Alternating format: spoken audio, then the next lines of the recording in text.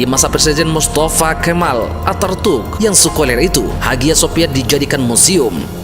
Pada tahun 1985, UNESCO menetapkan Hagia Sophia sebagai warisan dunia dan menjadi tujuan wisata dunia.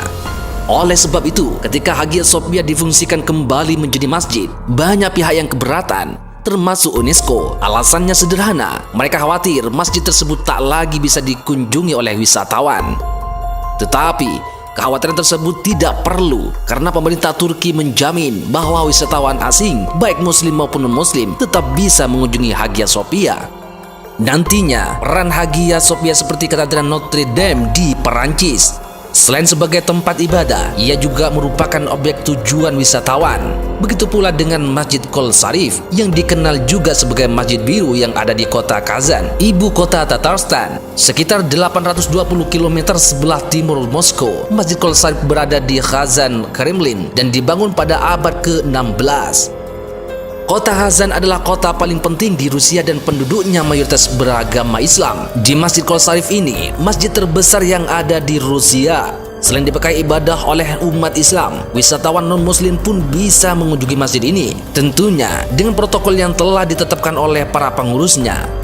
Antara lain, bagi mereka yang non-muslim, masuk masjid dengan alas kaki yang telah disediakan oleh pengurus, berupa sandal dari plastik. Hal ini untuk menjaga kesucian masjid ini. Bagi yang muslim, tentu saja bisa bebas tanpa alas kaki setelah terlebih dahulu mengambil wudhu dan dalam keadaan suci.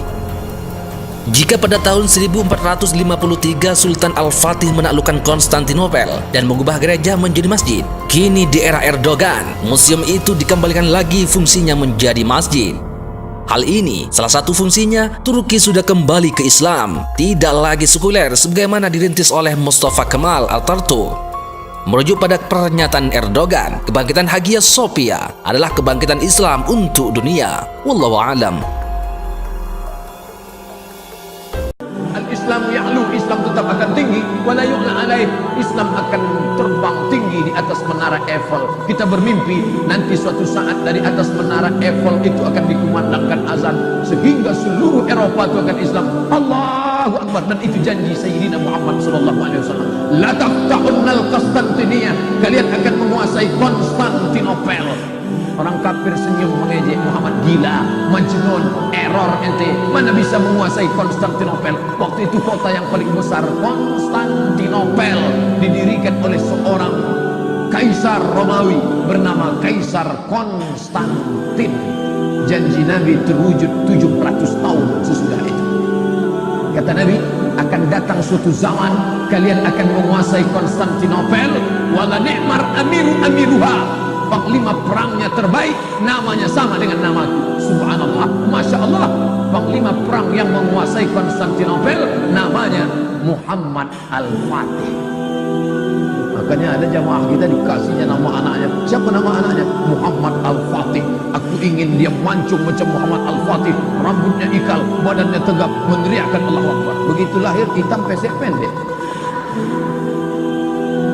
Yang diikut itu bukan fisiknya, yang diikut itu mentalnya. Memang casingnya hitam pesek pendek kurus, tapi mentalnya, mental Muhammad Al-Fatih. Setiap sore ayah Muhammad Al-Fatih memandikan anaknya. Ketika dia mandikan di tepi sungai, apa kata dia? Nah, pandang menara Konstantinopel, ya, kau akan membebaskan kota itu menjadi kota Islam.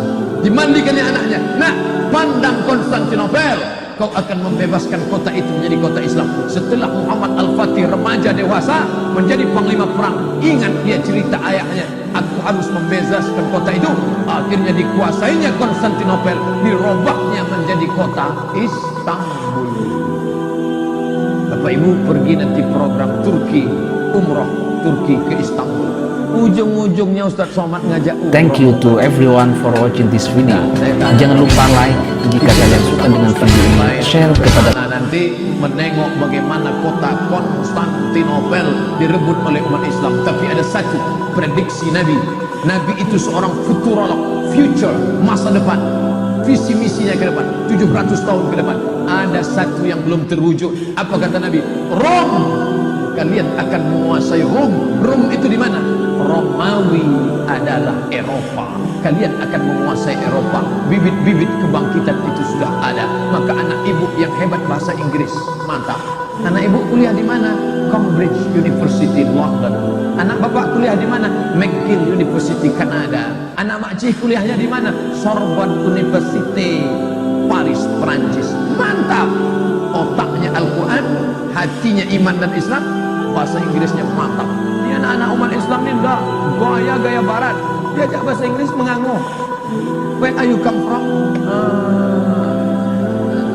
La ilaha illallah. SMP 3 tahun bahasa Inggris, SMA 3 tahun bahasa Inggris, kuliah 4 tahun bahasa Inggris, 10 tahun bahasa Inggris. Naik pesawat yang bisa ditangkap cuma 3. Good morning, ladies and gentlemen, thank you.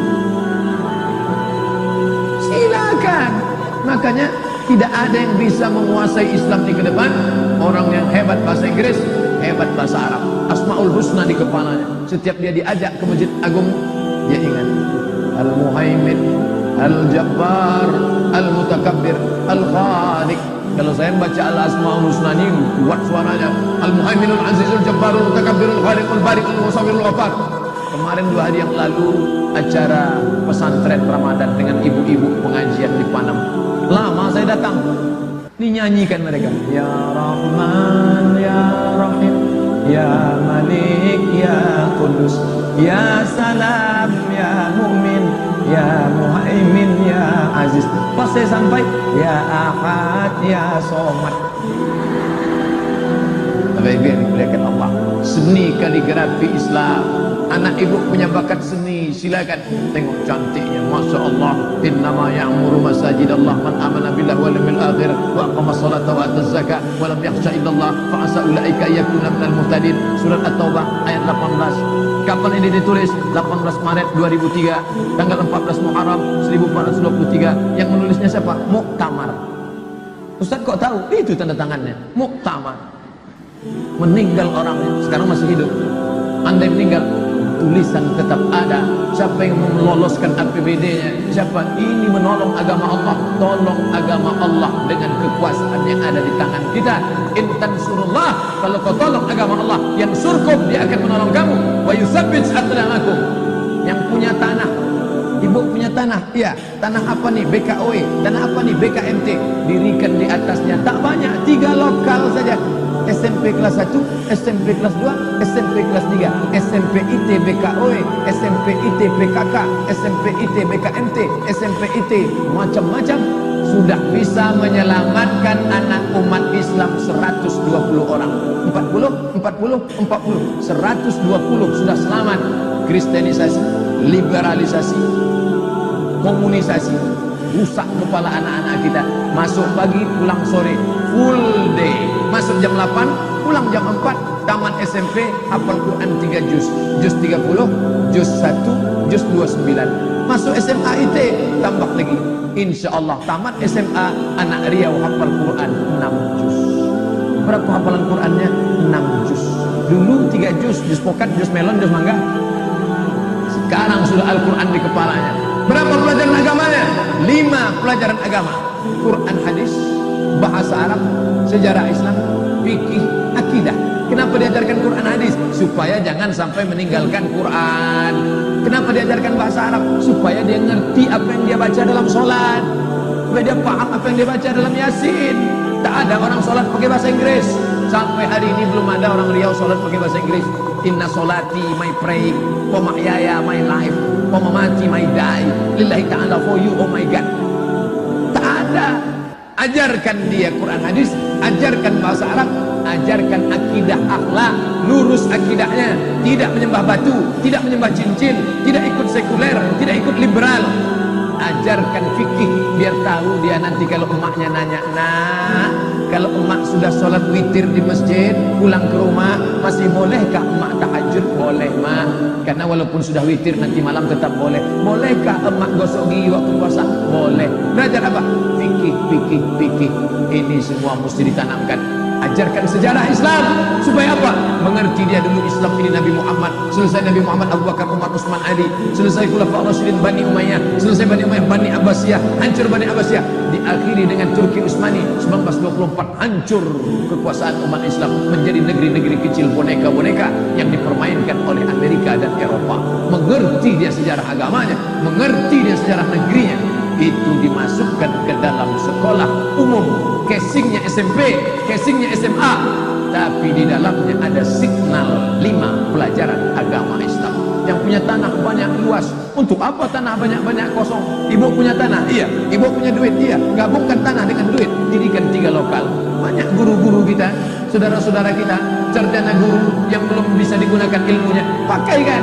5 guru terpakai, guru bahasa Arab, guru akidah akhlak, guru fikih, guru Quran hadis, guru sejarah Islam. Sudah berapa bisa menampung pekerjaan? Anak kita selamat, negeri teman-teman kalian, dan subscribe jika kalian ingin melihat video selanjutnya dari channel ini.